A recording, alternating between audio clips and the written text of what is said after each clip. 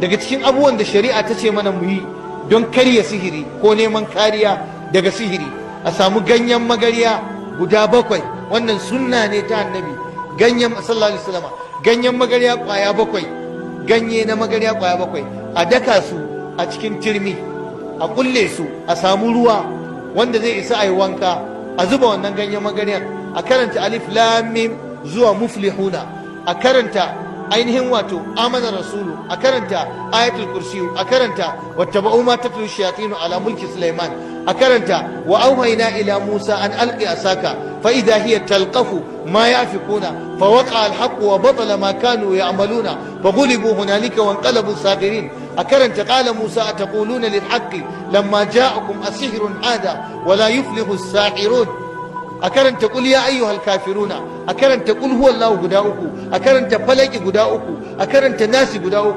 waɗannan ana karanta su a cikin wannan ruwa da aka sa ganyen magarya, a rinka yin wanka da shi, ana wanke jiki a wuri mai tsafta ba a banɗaki ba, kuma ana shafa kai. Insha Allahu idan akwai sihiri a jikin mutum to Allah zai taimake shi wannan sihirin ya kare.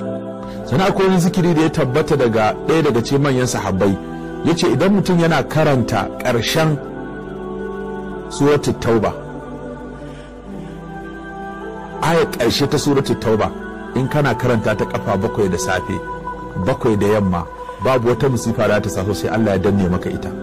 Shine hasbi Allahu la ilaha illa huwa alaihi tawakkaltu huwa rabbul fa in tawallaw faqul hasbi Allahu la ilaha illa huwa alaihi tawakkaltu wa huwa rabbul arshil azim. Kafa 7 da safe 7 da yamma.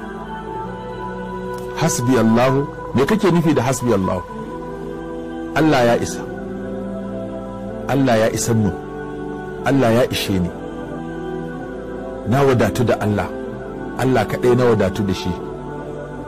Shine ma'anan hasbi Allah. Me bambanci tsakanin hasbunallah da hasbi Allah? Hasbunallah shine kai wato kana yin addu'a ne kai kaɗai. Hasbi Allah kana yi kai kaɗai. Hasbunallah mu kuma la ilaha illallah tawakkaltu huwa rabbul arshil azim.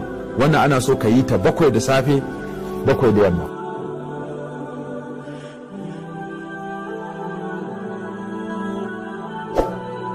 Dan na subscribe sannan ka danna ƙararrawa don samun